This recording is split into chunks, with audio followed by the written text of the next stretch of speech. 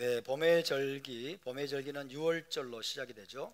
6월절로부터 시작된 봄의 절기는 7주 혹은 49일간의 오멜게수 기간을 거쳐서 50일째 오는 샤보트, 샤보트는 다른 말로 77절 혹은 미래 초실절이라고 불리죠. 봄의 절기가 샤보트로 이제 마무리가 되어집니다. 6월절이 끝났다고 하더라도 끝난 게 아닙니다. 6월절이 끝났다고 하더라도 하나님은 49일 동안 계속 긴장하게 하십니다. 계속 긴장하게 하시고 집중하게 하시고 고대하게 하시면서 50일째에 오게 될 샤보트를 향해서 달리게 하십니다. 하루하루 날짜를 헤아리게 하신 것은 50일째 오는 샤보트에 하나님께서 행하셨던 기적이 너무나 위대하고 놀라운 것이었기 때문입니다. 유대적인 관점에서 샤보트는 어떤 것일까요? 샤보트는 오직 하나님이 이스라엘 공동체에게 주신 토라 주신 것을 기념하고 하나님으로부터 토라를 새롭게 받는 날로 여겨집니다. 토라는 하나님이 이스라엘에게 주신 가장 큰 선물로 여겨집니다. 하나님이 이스라엘에게 주신 최고의 선물이다. 가장 큰 선물이 바로 토라라고 여겨지는데 바로 그 토라에 대한 재헌신을 다짐하고 결단하는 날이 되겠습니다. 이스라엘에게 있어서 토라는 빛이요 진리요 생명이며 거룩한 삶의 매뉴얼입니다. 토라 없는 이스라엘은 상상조차 할 수 없습니다. 토라 없는 이스라엘은 상상조차 할 수 없습니다. 이스라엘이 토라를 버린다는 것은 곧 하나님을 버린다는 의미가 됩니다. 토라를 버리는 것은 곧 하나님을 버리는 것이다. 토라는 하나님의 얼굴입니다. 토라는 하나님의 얼굴이자 하나님의 마음입니다. 그리고 하나님의 러브레터이기 때문입니다. 토라는 하나님의 얼굴이고 하나님의 마음이며 하나님의 러브레터이기 때문에 이스라엘이 토라를 버린다. 이것은 상상조차 할 수 없는 일입니다. 지금도 이스라엘은 그 러브레터를 통해서 하나님의 음성을 듣고 하나님의 마음을 알고 하나님의 가르침을 배우며 매일의 결정과 선택에 필요한 하나님의 지혜를 계속적으로 공급받고 있습니다. 지난 3500년 동안 이스라엘은 땅과 나라와 주권과 모든 것을 잃어버렸을 때에도 토라를 잃어버리지 않았기 때문에 오늘날까지 생존할 수가 있었고 또 나라를 되찾을 수가 있었고 메시아 왕국에 대한 희망을 다시 품을 수가 있게 되었습니다. 한마디로 이스라엘에게 토라는 전부입니다. 전부라고 해도 과언이 아닙니다. 이스라엘에게 토라는 전부다. 존재의 목적이 되고 전부가 된다라는 것이죠. 토라 안에 모든 것이 있습니다. 할렐루야. 토라 안에 모든 것이 있고 토라가 곧 하나님의 음성이고 토라가 그들의 수호자입니다. 토라가 이스라엘의 수호자입니다. 이스라엘이 토라를 지키기로 다짐하고 맹세할수록 더욱더 토라가 이스라엘을 수호하고 지키고 보호해 주는 것입니다. 바룩 하셴. 그래서 샤보트, 이날의 의미가 그 어떤 날보다 더 크고 중대하다고 할 수가 있겠습니다. 오늘 우리도 토라를 새 마음으로 받고 토라에 새롭게 헌신하고 토라를 우리 마음에 새김으로써 이스라엘의 정체성을 더욱더 굳건히 하는 날이 될 수 있기를 주의 이름으로 축원합니다. 따라서 샤보트는 이스라엘이 하나님 앞에 모여서 다시 한번 언약식을 거행하는 날이다. 언약갱신의식을 행하는 날이라고 할 수 있습니다. 우리의 고백, 우리의 찬양, 우리의 노래, 우리의 선포, 우리의 다짐, 심지어 우리의 식사까지 하나님 앞에서 언약식을 행하는 것입니다. 하나님과 언약식을 다시 한번 거행하는 것이라고 할 수 있습니다. 그래서 이 언약갱신 의식을 우리가 마치고 나면 다시 한번 우리가 새 이스라엘로 새롭게 탄생하게 되는 걸 믿으시기 바랍니다. 오늘 우리가 이 샤보트의 미크바를 통과한 후에 새 사람으로 새 이스라엘로 거듭나는 시간이 될 수 있기를 주의 이름으로 축원합니다. 출애굽기 19장은요 첫 번째 샤보트 때 어떤 일이 일어났는지를 생생히 묘사하고 있습니다.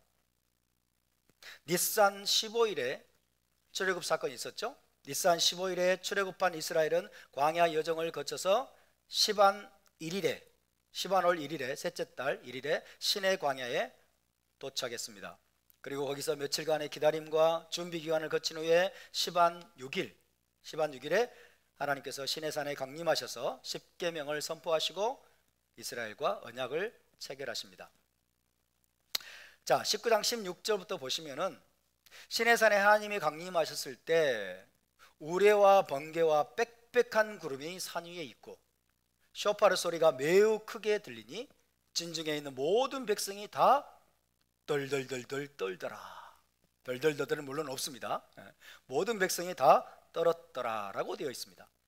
18절에는 시내산에 연기가 자욱했고 여호와께서 불 가운데서 거기 강림하셨다. 불 가운데서 강림하심으로 온 산이 크게 진동했다라고 되어 있습니다. 그리고 미드라시에 보면요, 미드라시에 보면 하나님이 온 이스라엘 회중에게 십계명을 선포하실 때 불의 혀같이 갈라지는 것이 각 사람 위에 머물러 있었다라고 되어 있습니다. 300만 명이 되는 그 이스라엘 백성들 한 사람 한 사람 위에 불의 혀같이 갈라지는 것이 각 사람 위에 머물러 있었다라고 되어 있습니다. 이것이 첫 번째 샤보트에 시내산에서 일어났던 일이고 그 와중에 하나님께서 십계명을 주시고 토라를 주셨음을 알 수 있습니다. 다르게 표현하면요, 시내산에서 토라를 주실 때 성령의 불이 함께 하셨던 것입니다. 할렐루야. 토라를 주실 때 성령의 불이 함께 하셨다. 하나님이 불 가운데서 강림하셨다. 성령의 불이 그들 가운데 함께 하셨음을 알 수 있습니다. 다시 말하면 토라와 성령이 함께 했다는 뜻입니다. 아멘. 토라와 성령이, 토라를 주실 때 성령이 그곳에서 역사하셨고 성령의 불이 그들 가운데 임했고 각 사람 위에 불의 같이 갈라지는 것이 각 사람 위에 머물러 있었다라고 되어 있습니다. 그런데 이와 상당히 유사한 묘사가 사도행전 2장에 나옵니다. 사도행전 2장으로 가볼까요? 사도행전 2장 1절부터 4절을 함께 읽어보겠습니다.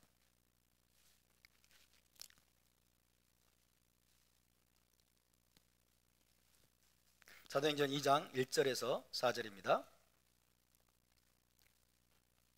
2장 1절에 4절 시작. 오순절 날이 이미 이르매 그들이 다 같이 한 곳에 모였더니 호련히 하늘로부터 급하고 강한 바람 같은 소리가 있어 그들이 앉은 온 집에 가득하며 마치 불의 혀처럼 갈라지는 것들이 그들에게 보여 각 사람 위에 하나씩 임하여 있더니 그들이 다 성령의 충만함을 받고 성령이 말하게 하심을 따라 다른 언어들로 말하기를 시작하니라. 아멘. 오순절날이 이미 이르매 그랬어요. 이미 이르매. 영어로 보니까 오순절날이 fully came, 온전하게 왔다 이렇게 돼 있죠. 샤보트가 온전하게 왔다. 이게 무슨 뜻일까요? 샤보트가 왔는지 안 왔는지, 왔는지 안 왔는지 헷갈리는 게 아니란 뜻이죠. 왔는지 안 왔는지, 왔는지 안 왔는지 헷갈리는 것은 언제일까요? 에레브요. 에레브 샤보트 때는 이게 애매하잖아요. 그죠? 샤보트가 시작됐는지 안 됐는지 좀 애매하잖아요. 이미 이르렀다. 그 말은 샤보트 날 아침이라는 뜻이에요. 샤보트 날 아침. 그죠? 샤보트 날 아침에 샤카리트 기도 시간에 이기는 거죠. 그들이 다 같이 한 곳에 모였습니다. 이 한 곳이 바로 예루살렘 성전이죠. 그죠? 샤보트 날 아침에, 이미 이르는 샤보트 날 아침에 그들이 다 예루살렘 성전에 모여서 샤카리트 기도에 참여하고 있었던 거죠. 자, 이 기록에 따르면요, 장소만 시내산에서 예루살렘 성전으로 바뀌었습니다. 출애굽기 19장을 기억하시고 장소만 시내산에서 예루살렘 성전으로 바뀌었을 뿐 다른 묘사들은 출애굽기 19장에 기록된 것과 아주 흡사합니다. 호련히 하늘로부터 급하고 강한 바람 같은 소리가 있었다.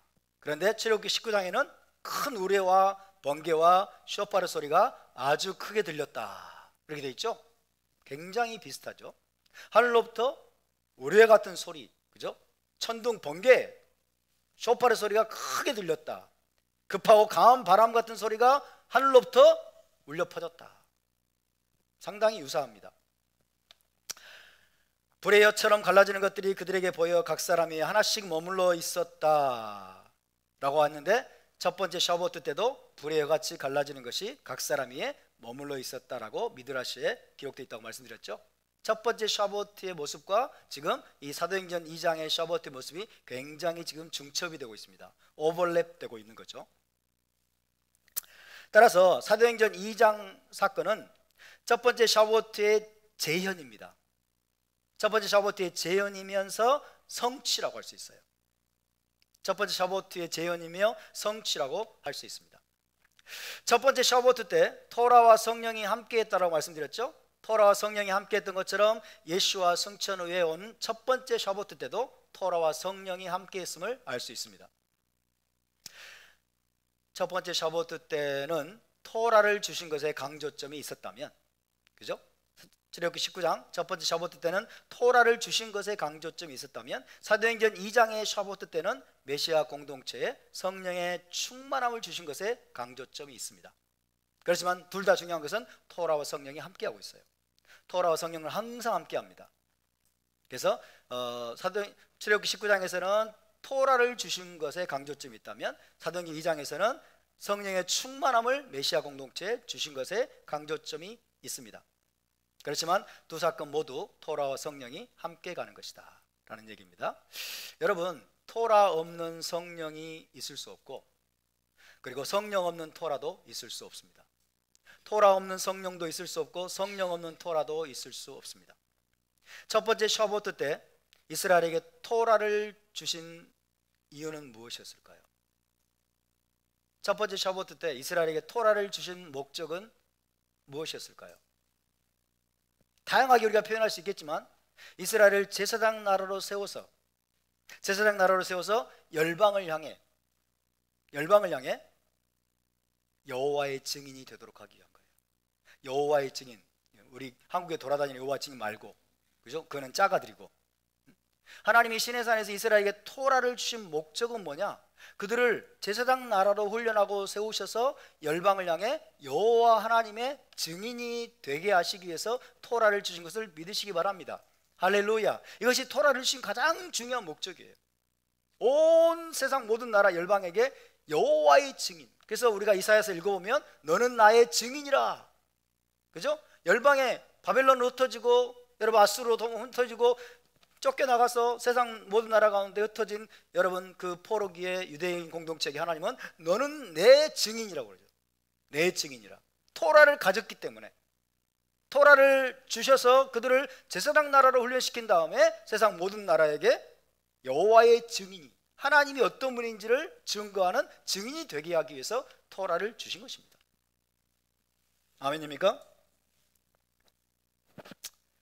그렇다면 사도행전 2장 샤보트 때 메시아 공동체에, 예수와를 메시아로 믿는 메시아 공동체에 성령의 충만함을 주신 것은 어떤 목적일까요?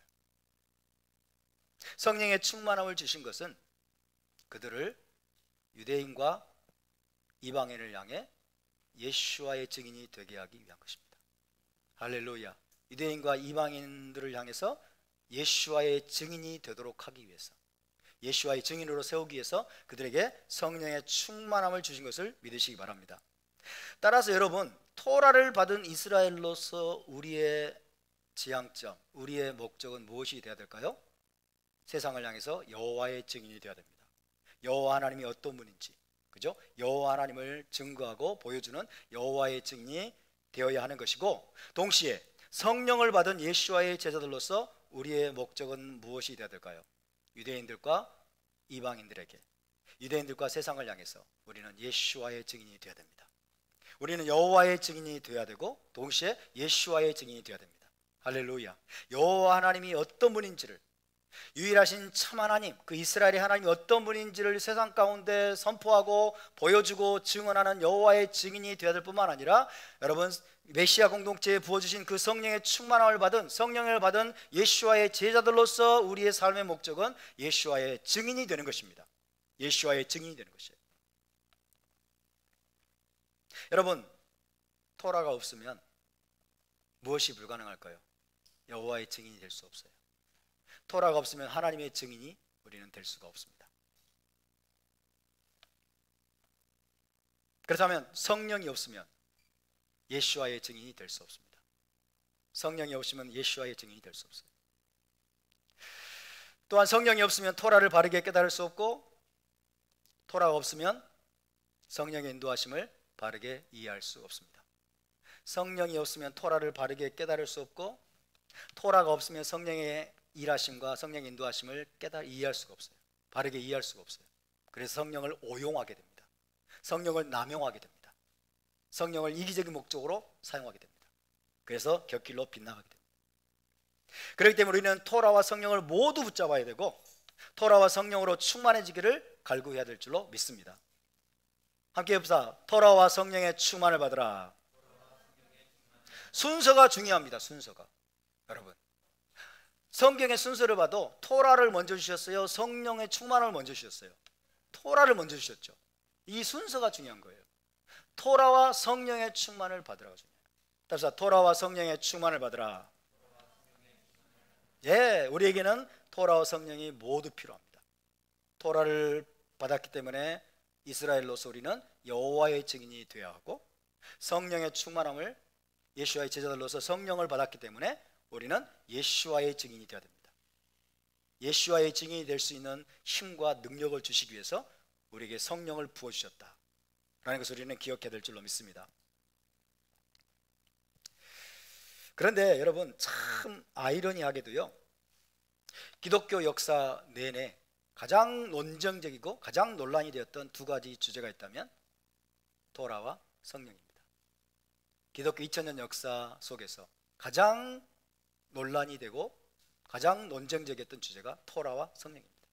지난 2000년 동안 기독교는 거의 토라를 폐기 처분했다고 해도 과언이 정도로 토라를 오해하고, 토라를 비판하고, 토라를 미워하고, 토라를 반대해 왔습니다. 심지어 토라가 십자가로 폐해졌다라고 가르치고 있는 사람들이 부지기수로 많습니다.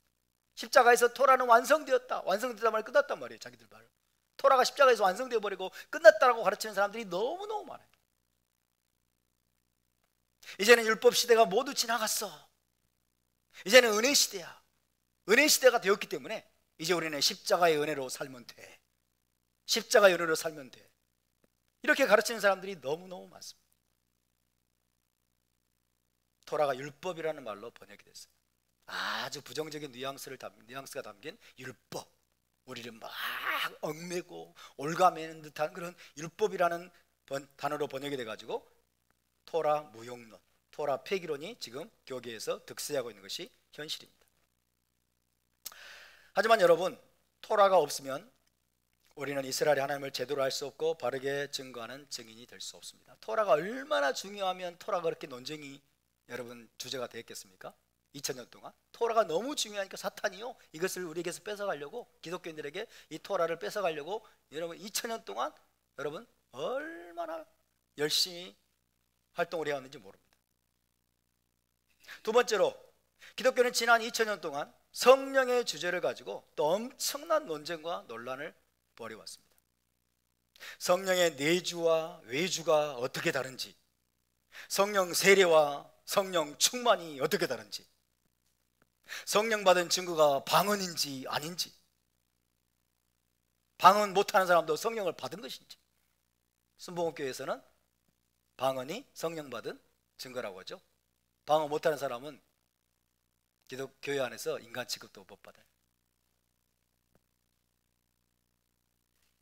성령의 은사가 왜 필요한지, 꼭 받아야 하는지, 꿈과 환상과 예언이 오늘날에도 필요한 것인지, 필요하다면 어떻게 해석하고 사용해야 되는지 등등 수많은 논쟁과 논란이 있어 왔고, 그것은 지금도 현재 진행형입니다. 어떤 교단과 교파는 오직 말씀 하면서 성령의 역사를 부인하거나 외면하는 반면에, 또 다른 교단과 교파는 성령 하면서 끝없이 능력과 은사를 추구하지만은 정작 말씀에 대한 이해는 너무나 빈약한, 말씀이 없는, 진리가 너무나 빈약한 그런 교회들도 상당히 많습니다. 이런 논쟁과 논란은 토라 회복을 추구하는 메시아닉 서클에서도 예외가 아닌 것 같습니다. 과거 성령의 역사나 은사를 강조하던 기독교회에 몸담았을 때 그 습관, 그 관성대로 여전히 성령을 그렇게 이해하고 그런 방식으로 성령을 추구하는 사람들도 상당히 많고, 반대로 이제는 토라 회복에 모든 관심과 초점을 집중해야 되고, 토라가 전부이기 때문에 성령의 역사나 은사 같은 것들은 아예 관심 밖으로 밀어내버리는 사람들도 많은 것 같습니다. 근데 그런 모습은 마치 성령의 역사를 부인하는 것처럼 비춰지기도 해서 메시아 공동체 내에 또 다른 갈등 요인으로 작용하기도 하는 것 같습니다.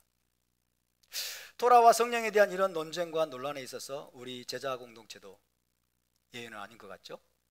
제가 성령에 대해서 몇 마디를 덧붙였더니, 설명을 했더니 마치 제가 성령을 부인하는 것으로 오해해가지고 교회를 떠나버리는 사람도 있고, 참 기존 기독교에서 우리가 관성적으로 습관적으로 그 고정관념에 매여서 성령을 그렇게 추구하고 했던 것들에 대해서 rethink, 다시 생각해보자. 성경대로 이게 과연 옳은 것인지 다시 생각할 수 있는 기회를 주고 우리의 사고의 전환을 촉발하기 위해서 옛 가죽 부대가 아니라 새로운 가죽 부대가 우리는 돼야 된다라는 것을 말씀드린 것인데, 졸지에 제가 성령을 부인하는 사람이 되어버렸어요. 성령의 능력과 은사를, 역사를 부인하는 그런 사람으로 오해를 받았습니다. 여러분, 제가 누구간데 성령을 부인하겠어요? 제가 누구간데 감히 성령을 부인합니까? 그만큼 아직 우리 안에는 토라와 성령이라는 이 두 주제에 대해 잘 정리되고 균형 잡힌 관점이 굉장히 부족하다고 할 수 있습니다. 하지만 우리는 히브리 관점에서 토라와 성령이라는 이 두 마리 토끼를 모두 붙잡아야 된다고 믿습니다. 토끼라고 하니까 성령을 또 토끼라고 또 비유했다고 또 그렇게 오해하지 마세요. 아시겠죠? 비유니까. 감히 성령을 토끼에 비유하다니. 요즘은 사람들이 난독증이 많은 것 같아요. 난독증, 그죠? 잘 못 알아먹어. 무슨 얘기를 하면 엉뚱하게 해석을 하고, 참 안타깝습니다. 어쨌든 토라와 성령이라는 두 마리 토끼를 우리는 모두 붙잡아야 됩니다. 토라와 성령은 분리될 수 없습니다. 어느 한쪽을 무시하거나 거부할 수 없습니다. 둘 중 어느 한쪽에만 치우치게 되면 우리는 심각한 미혹에 빠질 수 있어요. 그리고 사탄의 치명적인 기만에 속아 넘어갈 수 있습니다. 둘 중 어느 한쪽에만 치우치게 되면 우리는 구원의 완성에 도달하지 못하고 멸망의 구렁텅이에 빠질 수도 있습니다.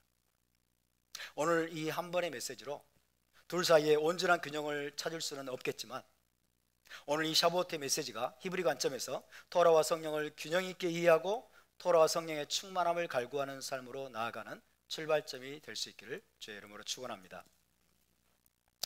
그렇다면 히브리 관점에서 성령을 바르게 이해하려면, 오늘은 제가 아주 기본적인 것만 좀 말씀드리려고 그래요. 히브리 관점에서 성령을 바르게 이해하려면 어떻게 해야 될까요? 가장 좋은 방법은 예수와의 가르침과 사도들의 가르침을 통해서 배우는 겁니다. 할렐루야. 예수와와 사도들은 우리가 본받아야 될 모델입니다. 우리가 본받아야 될 유대인들입니다. 할렐루야.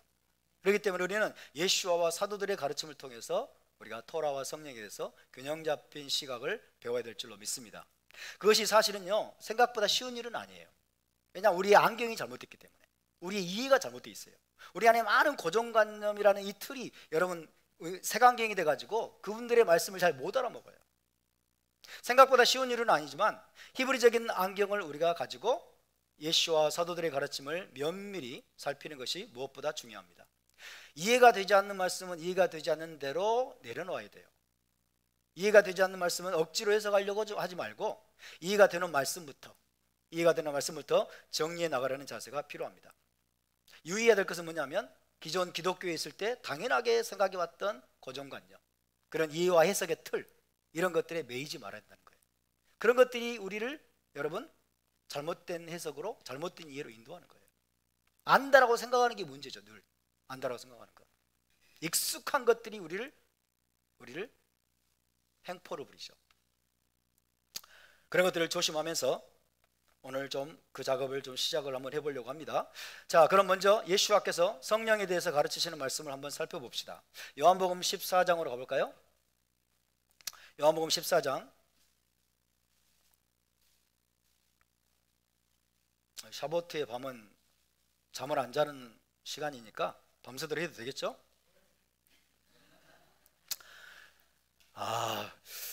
저렇게 나오시니까 좀 빨리 끝내고 싶네. 요한복음 14장 16절에서 17절을 한번 같이 봉독합니다. 시작. 내가 아버지께 구하겠으니 그가 또 다른 보혜사를 너희에게 주사 영원토록 너희와 함께 있게 하리니 그는 진리의 영이라. 세상은 능히 그를 받지 못하나니 이는 그를 보지도 못하고 알지도 못함이라.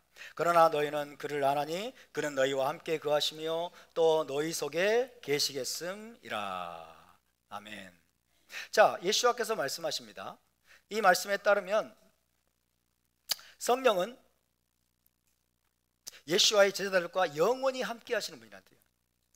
예수와의 제자들과 영원히 함께 하시는 분이며 믿는 자들 안에 영원히 내주하시는 분이에요. 너희 속에 계시겠습니다. 아멘입니까? 예수와의 제자들 안에, 믿는 자들 안에 내주하실 것이라고 말씀합니다. 아버지께 구하겠으니, 그죠? 아버지께 구해서 또 다른 보혜사를 너에게 보내주겠다라고 말씀한 거예요. 또 다른 보혜사를 너에게 보내주신 사건이 바로 사도행전 2장 사건이죠. 그래서 믿는 자들 안에 내주하시도록 준 거예요. 믿는 자들 안에 내주하시도록 보내주셔서 영원히 너희와 함께 하실 것이다. 할렐루야. 영원히 성령이 우리 안에 지금 내주하고 계시면 믿으시기 바랍니다. 그 말은 무슨 말이냐면요, 예수와를 거절하고 십자가를 거절하고 메시아를 거절했던 정통파 유대인들 안에는 성령이 내주하지 않으심을 시사합니다. 그들은 메시아를 거절했기 때문에, 그죠? 예수와를 영접하지 않았기 때문에 그들 안에는 성령이 내주하지 않으심을 여기서 시사하고 있는 거예요. 물론 유대인들 가운데서도 성령은 신비한 방법으로 역사하고 있겠죠. 그러나 믿는 자들, 예수와를 믿는 이 믿음의 공동체, 메시아 공동체와는 차원이 다릅니다. 우리 안에는 지금 성령이 내주하고 계심을 믿으시기 바랍니다. 할렐루야. 저와 여러분의 심령 속에 성령이 내주하셔서 계속 우리와 함께 계시고 영원히 함께 계신다는 거예요.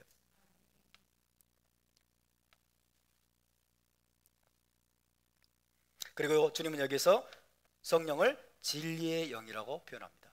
답사, 진리의 영. 진리의 영. 다른 말로 하면 토라의 영입니다. 이게 핵심이죠. 토라의 영. 진리를 알게 하시고 진리 가운데로 인도하시는 분이다. 진리를 가르치시는 분이다. 진리를 깨닫게 하시는 분이다. 할렐루야. 진리에 관심 없는 사람들은 성령을 구하면 안 돼요. 큰일 납니다. 진리에 관심 없는 사람들은 성령을 구하면 안 돼. 그리고 성령을 받았다, 성령의 충만함을 받았다라고 생각하는 사람은, 성령의 또 은사가 나타난다고 생각하는 사람은 무조건 진리 속으로 들어가야 돼. 무조건 진리를 공부하고 연구하고, 다시 말하면 진리는 토라입니다. 토라를 열심히 공부하고 토라의 말씀으로 자기 자신을 세우기 위해서 여러분 모든 노력을 다 기울여야 될 줄로 믿습니다. 왜? 진리를 가르치기 위해 성령이 오시기 때문에 그래요. 진리를 가르치시기 위해서. 따라서 성령을 받은 제자들은 무엇보다도 진리를 알고자 힘써야 하고 토라 공부에 열심을 내야 합니다. 그래야 진리를 깨닫게 하시든지 말든지 할 거 아니에요. 성령이 여러분 진공 상태에서 우리가 아무것도 하지 않는데 뜬금없이 이것이 진리다 라고 가르쳐 주실까요? 많은 기독교인들이 그렇게 생각해. 아, 이제 내가 성령 받았으니까 산속에 들어가서 금식하면서 성령으로부터 진리를 배우리라. 그 성령이 딱 음성으로 다 진리를 다 가르쳐 주시는 것처럼. No, no, no. 그렇지 않습니다. 그렇지 않습니다. 우리가 아무것도 하지 않는데 성령이 일방적으로 진공 상태에서 이게 진리다, 이게 진리다, 음성을 들려주시면서 이게 진리다 라고 하지 않으십니다. 그렇다면 토라는 필요 없게 되겠죠. 성경이 왜 필요합니까? 성경은 다 우리가 폐기 처분해야 돼요. 그러면. 근데 지금 너무나 많은 사람들이 성령을 그렇게 이해를 하고 있어요. 14장 26절을 보겠습니다. 14장 26절. 14장 26절 시작. 보혜사 곧 아버지께서 내 이름으로 보내실 성령, 그가 너희에게 모든 것을 가르치시고 내가 너에게 말한 모든 것을 생각나게 하시리라. 할렐루야. 여기서 성령은 예수와를 믿는 자들에게 모든 것을 가르치고, 예수와의 모든 가르침을, 내가 너에게 말한 모든 것, 예수와의 모든 가르침이에요. 예수와의 모든 가르침을 생각나게 하시는 분이라고 말씀합니다. 아니, 예수와의 가르침을 읽어봤어야 생각나게 하지, 그죠? 내 안에 입력된 게 있어야죠. 예수와의 가르침에 관심도 없어. 토라에 관심도 없어. 그러면 성령이 생각날 거리가 없는 거예요. 여기서 그가 너희에게 모든 것을 가르치고, 그 말은 또다시 산속에 들어가서 성령이여 모든 걸 가르쳐 주소서. 내일 시장통에 갈까요? 아니면은 영화관에 갈까요? 내일 꽃게를 먹을까요? 아니면은 삼겹살을 먹을까요? 가르쳐 주시옵소서. 성령이시여 코셔는 해야 될까요? 말아야 될까요? 이런 식으로 생각하는 사람이 너무 많다니까요. 성령이 너에게 모든 것을 가르친다. 그 말은 우리가 토라를 공부할 때, 하나님의 말씀을 공부할 때, 아멘. 그리고 또 때로 설교를 들을 때, 여러분이 지금 제가 설교를 듣고 있잖아요. 설교를 듣고 있을 때도 저도 여러분을 가르치고 있지만 더 근본적으로는 여러분 안에 있는 성령이 여러분에게 진리를 가르치고 계십니다. 아멘. 진공 상태에서 아무것도 없는데 그냥 캄캄 어둠 속에서 막 기도하면서 막 성령께 막 진리를 배우려고 그러고 막 모든 걸 가르쳐 주시옵소서, 막 이거 해야 될까요? 말해야 될까요? 여러분, 이거는 완전히 헬라적인 거예요. 잘못된 것입니다. 성령께서 너희에게 모든 진리를 가르치실 것이다. 토라의 모든 말씀들을 깨닫게 할 것이고, 가르치실 것이고, 바르게 깨우치실 것이고, 그 다음에 예수와께서 하신 복음서의 말씀들, 산상수훈, 다락방 강화, 이 모든 말씀들을 너희가 읽고 공부하고 깨달을 때, 너희 안에 그것이 들어있을 때 중요한 순간마다 그것을 생각나게 하실 것이다. 그 상황에 맞게, 그 상황에 맞는 말씀들을 생각나게 하실 것이다. 할렐루야. 다시 성령은, 여기서 우리가 절대로 잊지 말아야 될 것은요, 절대로 기억해야 될 것은 성령은 우리를 도우시는 분이라는 뜻이에요. 우리를 도우시는 분이지 우리를 대신해 버리는 분이 아니에요. 토라 공부를 내가 해야 되는데 필요 없어, 내가 다 해줄게, 해줄게. 그러면서 우리가 해야 될 모든 노력들을, 수고들을 그분이 다 대신해 줘 버려. 이런 분이 결코 아닙니다. 성령은 우리를 도우시는 분이에요. 주요 액터는 누구예요? 납니다. 주요 액터는 나예요. 나의 책임, 내가 해야 될 몫이 있습니다. 나의 책임이 있고 내가 해야 될, 담당해야 될 몫이 있는데 성령은 그것을 효과적으로 할 수 있도록, 그것을 제대로 할 수 있도록 옆에서 도와주시고 힘도 주시고 계속해서 용기도 주시고 올바른 방향으로 인도해 주시는 분이세요. 아멘. 우리의 책임을 절대로 성령은 대신하지 않습니다.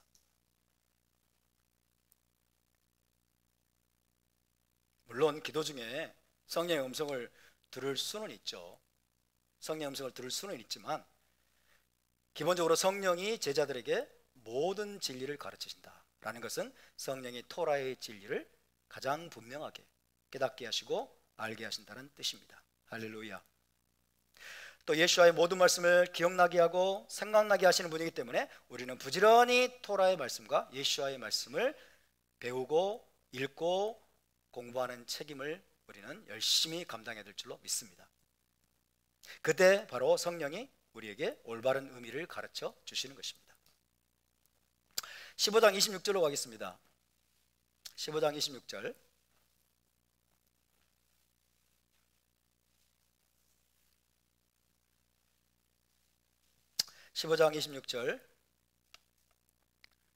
시작. 내가 아버지께로부터 너희에게 보낼 보혜사 곧 아버지께로부터 나오시는 진리의 성령이 오실 때에 그가 나를 증언하실 것이요. 아멘. 이 말씀에서도 성령은 진리의 영으로 표현되고 있습니다. 아버지께로부터 나오시는 진리의 성령, 진리의 영이 오시는 거예요. 그리고 그가 나를 증언하실 것이요. 성령은 무엇보다도 예수와의 증인 되게 하시는 분이라는 뜻입니다. 예수와의 증인이 되도록 하기 위해서 우리에게 성령을 보내주신다. 이스라엘의 메시아이신 예수와를 드러내고 예수와를 증거하도록 하기 위해서 메시아 공동체에 성령을 부어주신 것입니다. 따라서 우리는 토라도 증거해야 됩니다. 많은 사람들에게 토라도 증거해야 되지만은 여러분, 우리는 동시에 예수와를 증거해야 돼요. 예수와를 증거하려는 마음을 가져야 됩니다. 예수와가 이스라엘의 왕이시며 메시아 왕국을 가져오실 분임을 유대인과 이방인 모두에게 증거해야 됩니다. 아멘. 유대인과 모든 이방인들 향해서 예수와가 이스라엘의 메시아이시고 예수와가 정말 어떤 분인지, 예수아가 이스라엘의 메시아이시고 메시아 왕국을 가져오시는 분임을 우리가 증거해야 돼요. 예수아를 바르게 증거해야 될 이유는 유대교와 기독교에게 다 있습니다. 유대교는 예수아를 거절했고 이스라엘 메시아가 아니라고 예수아를 배척했고, 지금 기독교인들은 예수아를 잘못 알고 있어요. 예수아가 어떤 분인지를 잘못 알고 있어. 토라를 폐한 분, 안식일 절기도 안 지킨 분, 그리고 우리를 천당으로 인도하는 분, 예수아를 잘못 알고 있다고요. 예수아를 바르게, 여러분, 우리가 유대교와 기독교, 유대인들과 기독교인들에게, 이방인들에게 우리가 예수아를 바르게 증거할 수 있도록 하기 위해서 성령을 우리에게 부어주시고 보내신 것을 믿으시기 바랍니다. 그럴 때 우리는 더욱더 성령의 충만을 받을 수 있게 될 것입니다. 사도행전 1장 8절 한번 암송해 보실래요? 사도행전 1장 8절 시작. 오직 성령이 너희에게 임하시면 너희가 권능을 받고 예루살렘과 온 유대와 사마리아와 땅끝까지 이르러 내 증인이 되리라 하시니라. 아멘. 성령이 너희에게 임하시면 어떻게 된다고요? 내 증인이 되리라. 성령을 메시아 공동체에 부어주신 이유가 뭐예요? 예수와의 증인이더라고. 예수와의 증인이더라고. 성령이 너희에게 임하시면 너희가 권능을 받고 그랬어요. 권능을 받고, 이 말을 대해서 우리 기독교는 또 어떻게 생각해요? 초자연적인 막 능력을 받을 거라고 생각해. 은사와 능력, 초자연적인 막 계시가 일러버리고 막 환상이 일러버리고, 그죠? 초자연적인 능력을 성령으로 받아가지고 예수와의 막 초자연적인 힘으로 막 예수와의 증인이 될 거라고 생각을 해요. 물론 그것도 포함될 수 있어요.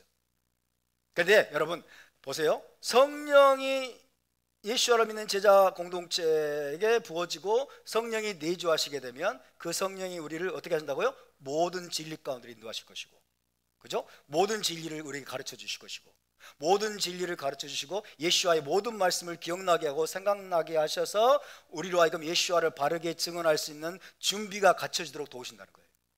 아멘. 지적으로, 영적으로, 그리고 이성적으로, 합리적으로 모든 차원에서 능력을 구비할 수 있도록 성령이 도우신다는 겁니다. 그래서 우리가 예수와를 바르게 전파할 수 있도록. 여러분 생각해 보세요. 예수와가 누군지도 몰라, 유대인지도 모르고 예수와가 메시아 왕국도 모르고 예수와가 왜 이 땅에 오셨는지 제대로 모르는 사람이 갑자기 성령 충만 받아가지고 예수 천당 불신지요 하고 외친다고 생각합시다. 그게 예수와의 증인이 되는 거예요. 그게 예수와를 제대로 증거하는 게 아니에요. 여러분, 오직 성령이 너에게 임하시면, 그 진리의 영이 너희 가운데 임하시면, 진리의 영이 너희 속에 임하셔서 내주하시면서 너희를 가르치시고 너희를 진리를 깨우치시고 너희를 모든 진리 가운데 인도하시면서 예수와의 모든 말씀, 복음서의 모든 말씀들을 너에게 계속 생각나게 하시고 가르침으로써 준비할 수 있는 제대로 된 영적이고 지적이고 합리적인 준비를 갖추게 만든다는 거예요. 능력을 구비하게 만드는 거예요. 더불어서 담대함도 주시는 거죠. 용기와 초자연적인 어떤 용기와 담대함도 주셔서 우리가 진리를 여러분 정확하게 알면요 담대함도 생겨요. 맞습니까? 그래서 예수와의 증인이 될 수 있게 만들어준다는 거죠.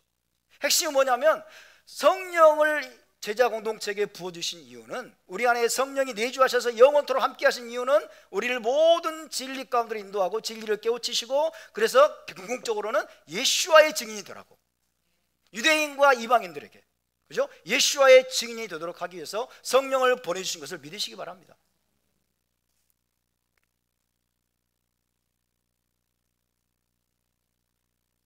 그래서 메시아 공동체에 예수와의 제자들에게 성령이 임하시면 권능을 받을 것인데, 그 권능은 예수와의 증인이 되게 하시는 권능을 말합니다.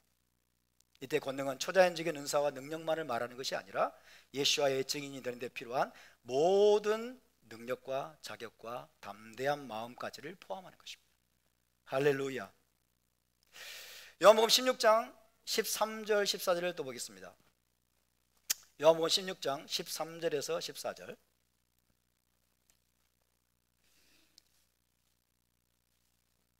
예수와는 계속해서 진리의 영을 말합니다. 진리의 성령을 말합니다. 16장 13절 14절 시작. 그러나 진리의 성령이 오시면 그가 너희를 모든 진리 가운데로 인도하시리니 그가 스스로 말하지 않고 오직 들은 것을 말하며 장래일을 너희에게 알리시리라. 그가 내 영광을 나타내니 내 것을 가지고 너희에게 알리시겠음이라. 내 영광을 나타내신다는 거예요. 예수와가 어떤 분인지, 그죠? 예수와가 누구인지 예수와를 드러내시는 분, 예수와를 증언하시는 분, 예수와를 바르게 알게 하시는 분. 성령은 진리 영이기 때문에 토라와 함께 역사하시고 토라를 가르치시는 분입니다. 그리고 토라의 모든 진리 가운데로 인도하시는 분임을 믿으시기 바랍니다. 성령은 하나님으로부터 들은 것을 계시하신다고 말씀하죠. 때로는 장래 일을 알리시기도 합니다. 성령은 오직 예수와의 영광을 나타내시고 예수와의 가르침을 알리시는 분입니다. 예수와를 드러내시는 분이에요. 예수와를 계시하시는 분입니다. 그리고 예수와의 증인이 될 수 있도록 믿는 자들을 준비시키고 능력을 부여하시고 훈련하시는 분임을 믿으시기 바랍니다. 바룩 하셈. 다음으로 사도 바울은 고린도전서 12장부터 14장까지 성령의 다양한 은사들에 대해서 다룹니다. 이걸 다 다룰 수는 없고요. 성령의 다양한 은사들에 대해서 다루는데요, 방언의 은사로부터 시작해서 치유의 은사, 예언의 은사, 지혜의 말씀, 지식의 말씀, 방언, 통변 등등등 9가지 은사를 말씀합니다. 그런데 중요한 것은 그 모든 성령의 은사들을 메시아 공동체를 세우기 위해서 주신다는 거예요. 메시아의 몸을, 교회를 세우기 위해서 주신다라는 것입니다. 교회를 든든하게 세우고 유익하게 하고 지체들을 실제적으로 돕도록 하기 위해서 주신다는 말씀입니다. 개인적인 유익이나 개인의 과시를 위해서 주시는 것이 결코 아니에요. 나를 드러내고, 그죠? 사람들 앞에 나를 과시하는 그런 목적으로 하나님이 은사들을 주시는 것이 아니라는 것을 분명히 하고 계십니다. 사랑하는 여러분, 우리는 성령의 은사를 부인하지 않습니다. 에프라임 목사는 성령의 은사를 부인하지 않습니다. 부인할 수 없습니다. 부인해서도 안 됩니다. 우리 가운데 성령의 은사가 주어지는 것은 성령께서 그의 뜻대로 행하시는 것이므로 그것을 거부하거나 부인하거나 터부시해서도 안 된다고 믿습니다. 하지만 토라의 진리를 바르게 알지 못하면 그것조차도 왜곡되고 오용되고 우리를 곁길로 빗나가는 도구로 사용될 가능성이 높습니다. 지금 제가 여러분과 나누고 있는 말씀을 잘 따라오시게 되면 잘 잡으셔야 되는데, 성령의 충만이, 성령 충만이 그 자체가 목적이 되서는 안 돼요. 성령의 은사 자체가 목적이 되서는 안 돼요. 성령의 능력 자체가 목적이 되서는 안 돼요. 어떤 목적으로 하나님이 그걸 주시느냐가 중요해요. 어떤 목적으로.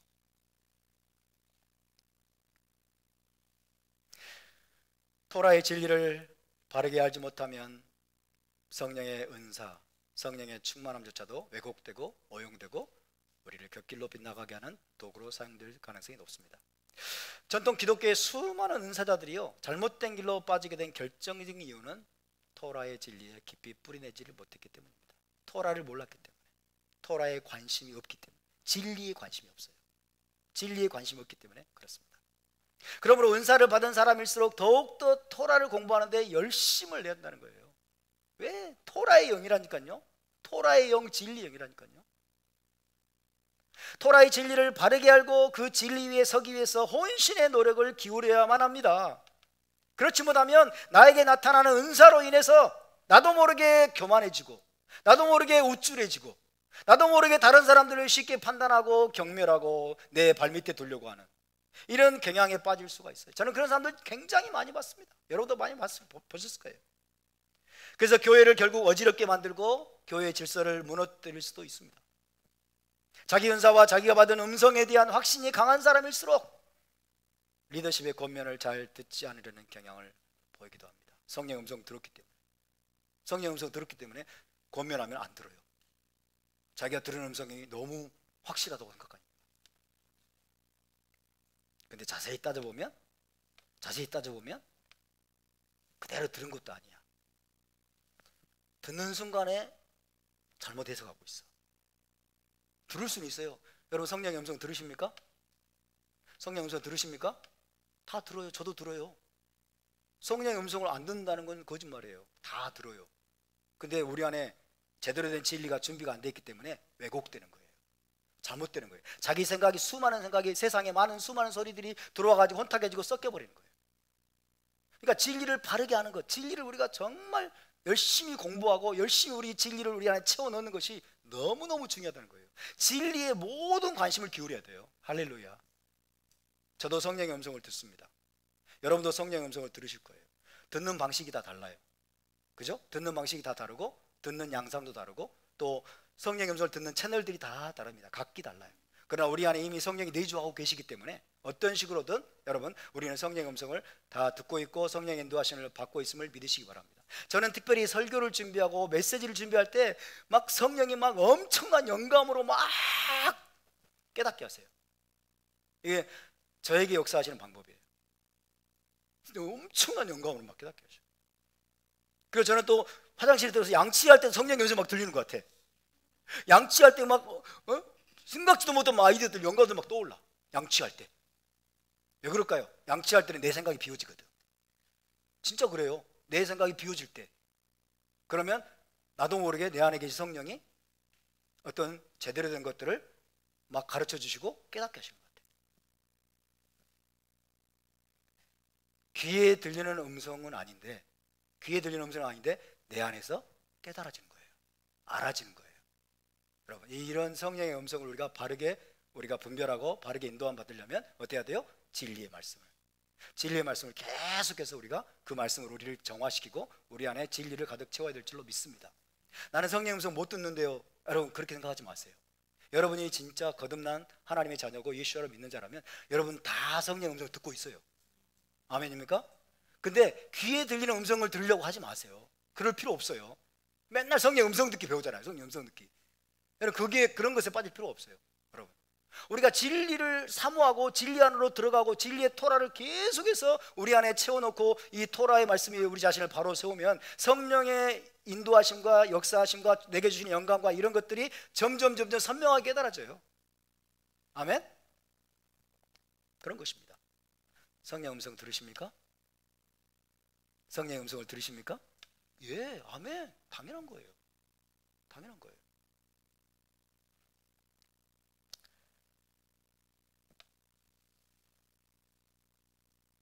성령의 은사가 우리에게 주어지고 성령의 능력이 우리 가운데 나타나고 성령의 음성이 들리고 그러면 그럴수록 우리는 더욱더 진리의 말씀 속으로, 토라의 말씀 속으로 들어가야 될 줄로 믿습니다. 토라의 말씀 속에 우리가 깊이 여러분 뿌리 박힐 수 있기를 주의 이름으로 축원합니다.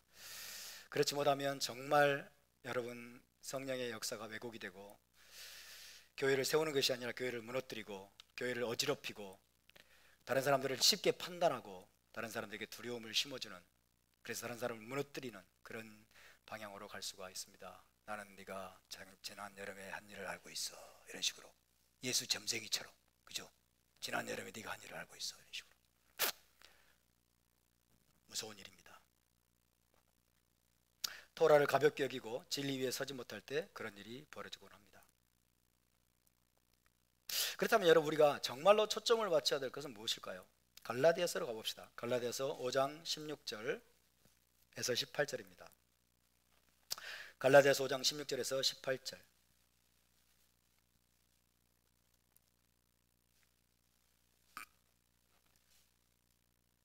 갈라디아서 5장 16절에서 18절 시작. 내가 이르노니 너희는 성령을 따라 행하라. 그리하면 육체의 욕심을 이루지 아니하리라. 육체의 소욕은 성령을 거스리고 성령은 육체를 거스리나니 이 둘이 서로 대적하므로 너희가 원하는 것을 하지 못하게 하려 함이니라. 너희가 만일 성령의 인도하시는 바가 되면 율법 아래에 있지 아니하리라.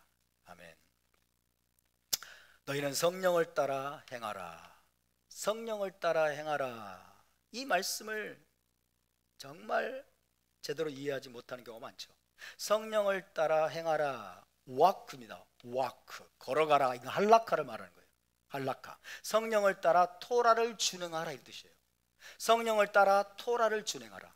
그러니까 성령의 가르치심을 따라, 성령의 인도하심을 따라, 성령의 깨닫게 하심을 따라, 그죠? 성령의 도우심으로 너희는 토라를 바르게 준행하라고 말씀하는 거예요. 할렐루야. 그리하면 육체의 욕심을 이루지 아니하라. 육체의 욕심은 뭘까요? 우리 안에 죄악된 본성의 욕심은 뭐예요? 우리 안에 타락한 본성의 욕심은 뭐예요? 죄를 범하는 거예요. 죄 가운데로 달려가려고 하는 거예요. 그죠? 하나님께 반역하려고 하는 거예요. 내 육적인 그 죄악된 본성을 이루려고 하는 거죠. 그러니까 성령을 따라, 성령의 가르치심과 깨닫게 하심과 인도하심을 따라 토라를 준행하는 삶을 살게 되면 우리가 죄 가운데로 빠지지 않을 것이고, 그죠? 내 육신을 드러내는 방향으로 가지 않을 거라는 거예요. 하나님의 뜻을 온전하게 이루실 거라는 뜻입니다. 육적인 본성에 매여서 우리는 죄악된 길로 빠지지 않을 것입니다.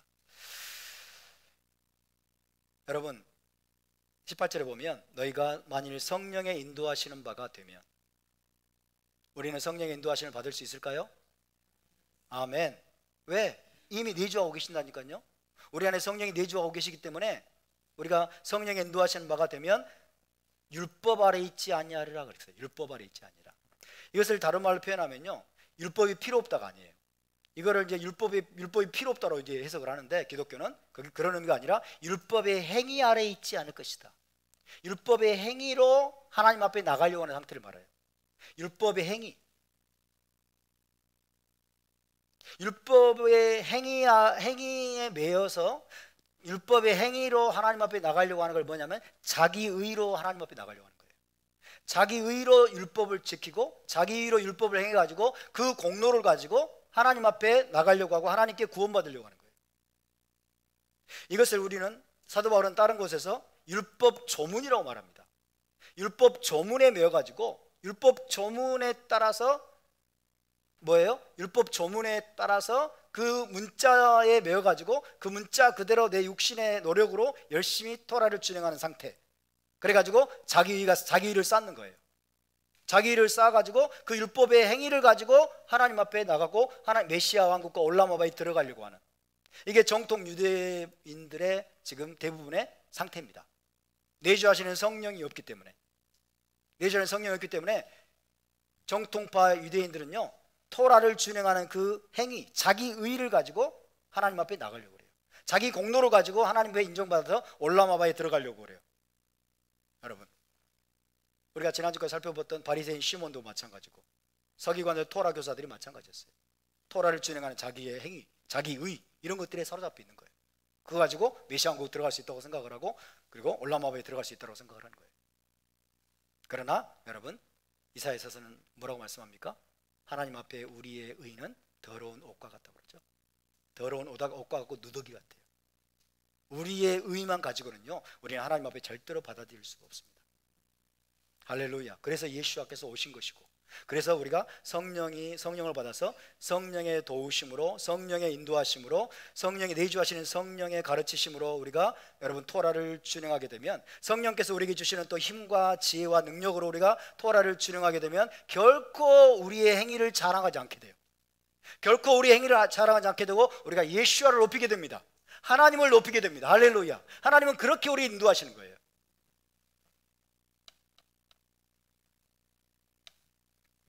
예수와의 제자들이 내주하시는 성령의 도우심으로 토라를 준행할 때 자기 의에 빠지지 않을 수 있고, 모든 것을 하나님의 의로 여기며 자연스럽게 이제 성령의 열매를 나타내는 삶을 살게 될 것을 사도 바울은 말씀하고 있습니다.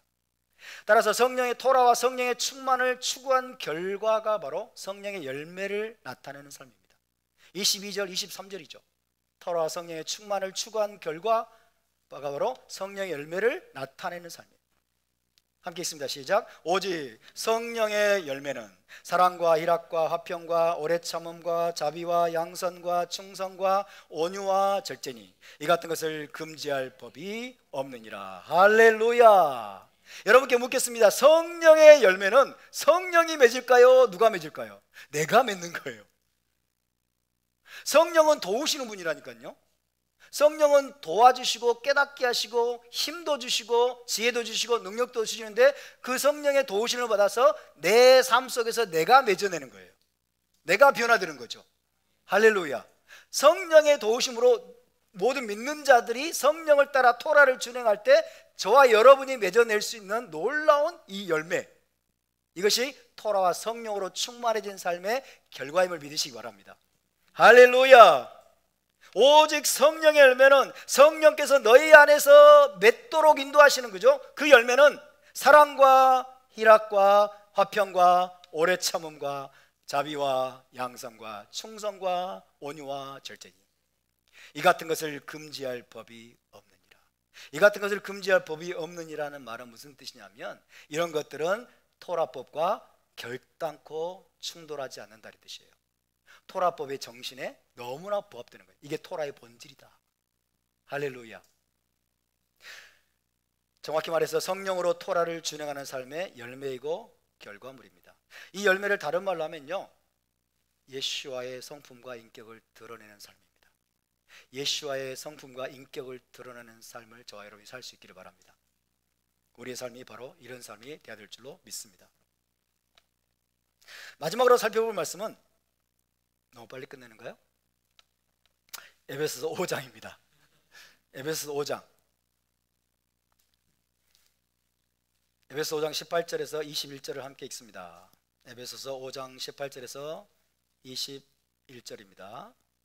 시작. 술 취하지 말라. 이는 방탕한 것이니 오직 성령으로 충만함을 받으라. 시와 찬송과 신령한 노래들로 서로 화답하며 너희의 마음으로 주께 노래하며 찬송하며 범사에 우리 주 예수와 마시아의 이름으로 항상 아버지 하나님께 감사하며 마시아를 경외함으로 피차 복종하라. 할렐루야. 여기서 지금 사도 바울은요, 이미 성령을 받은 에베소 교회에게 말씀하고 있어요. 이미 성령이 내주하고 계세요. 이미 성령을 받아서 성령이 내주하고 계시는 에베소 교인들에게, 성도들에게 또 뭐라고 말씀하고 있어요? 술 취하지 말라. 이는 방탕한 것이니 오직 성령으로 충만함을 받으라. 할렐루야. 성령으로 충만해지는 것은 예수와를 영접할 때만 일어나는 이례적인 사건이 아니라는 거예요. 예수를 영접할 때 한번 받고 끝내버리는 그런 것이 아니라는 것입니다. 우리는 날마다 지속적으로 반복적으로 성령의 충만함을 받을 수 있고 또 받아야 될 줄로 믿습니다. 여기서 취한다는 말이 나오죠. 술 취하지 말라. 취한다는 말은 어떤 의미일까요? 취한다는 것은 강한 영향력을 의미합니다. 강한 영향력. 술에 취하게 되면 술의 강한 영향력에 사로잡히게 되죠. 강한 영향력입니다. 모든 사람은 뭔가 취해서 산다는 말이 있어요. 모든 사람은 뭔가 취해서 산다. 현대인들은 뭔가 취하지 않으면 살 수가 없는 시대에 살고 있다. 그런 말도 있죠. 뭔가 취하지 않으면 살 수 없는 세상. 그런 말도 있습니다. 맞습니다. 대부분의 사람들은 뭔가에 취하고 중독되고 뭔가에 사로잡혀서 살아가는 것 같습니다. 하지만 우리를 더럽히고 우리를 부정하게 하고 죄로 향하게 만드는 부정적인 영향력을 우리는 철저히 피해야 될 줄로 믿습니다. 그것이 바로 술 취하지 말라는 말씀에 여러분 일반적인 더 확대한 의미예요. 술 취하지 말라로 표현되는 것인데 우리를 더럽히고 우리를 부정하게 만들고 우리를 죄 가운데로 향하게 만드는 모든 차원의 부정적인 영향력을 우리는 끊어내야 될 줄로 믿습니다. 술 취하지 말고 우리를 부정하게 하고 더럽히고 죄로 향하게 만드는 모든 부정적인 영향력들을 철저하게 차단하고 오직 너희는 성령의 충만함을 받으라. 성령의 충만을 받으라고 말씀합니다. 지극히 선한 성령에 취하고 성령의 영향력 아래 살기를 추구하라는 말씀이에요. 성령에 취하고 성령의 영향력 아래 살기를 추구해야 된다. 여러분, 술에 취한다.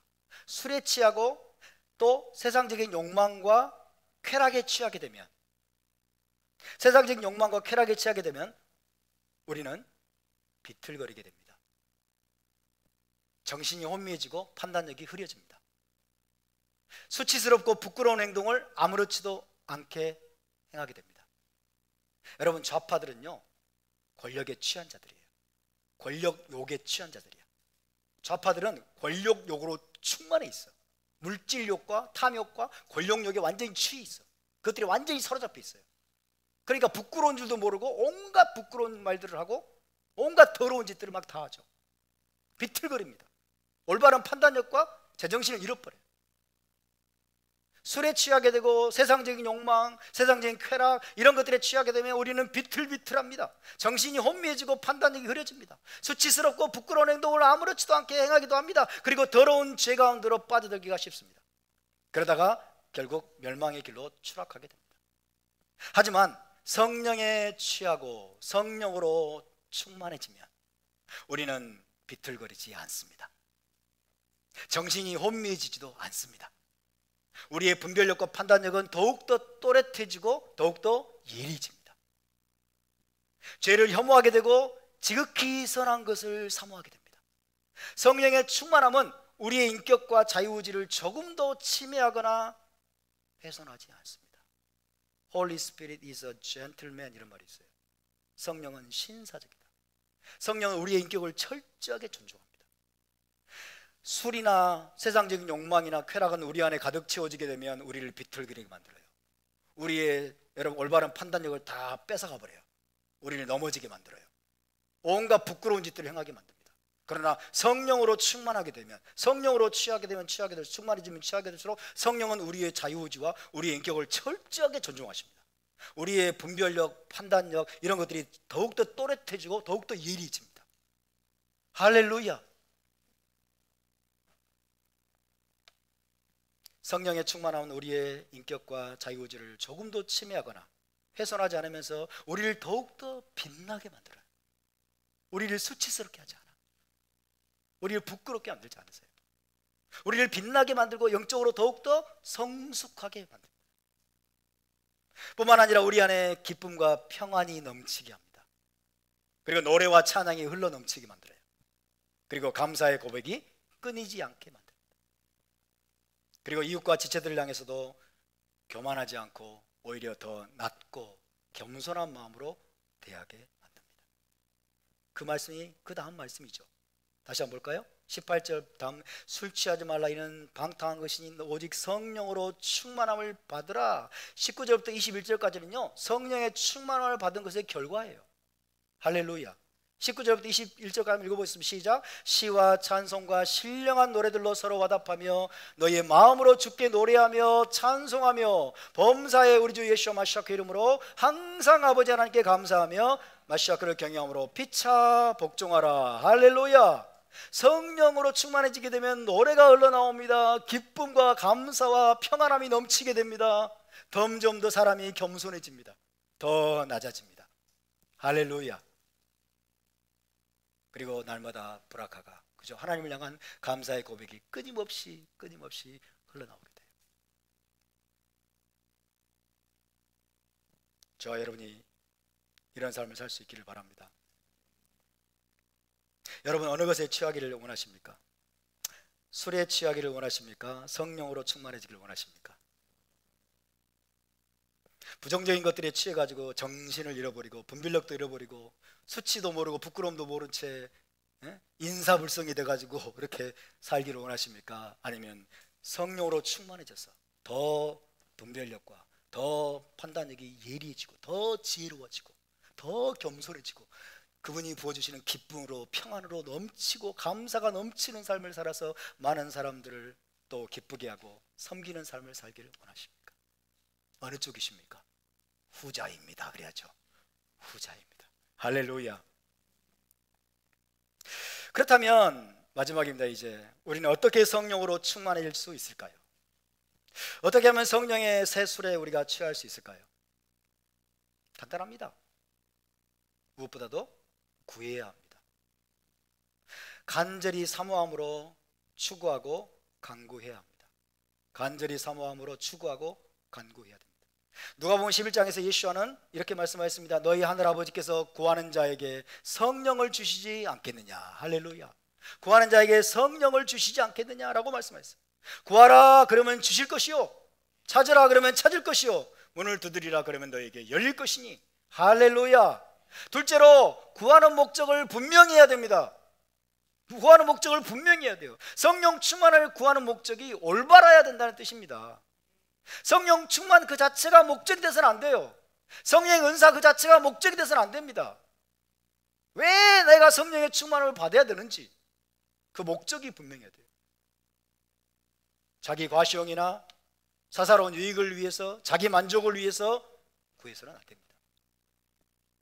야고보 4장 3절은 구하여도 받지 못함은 정욕으로 잘못 구하기 때문이다.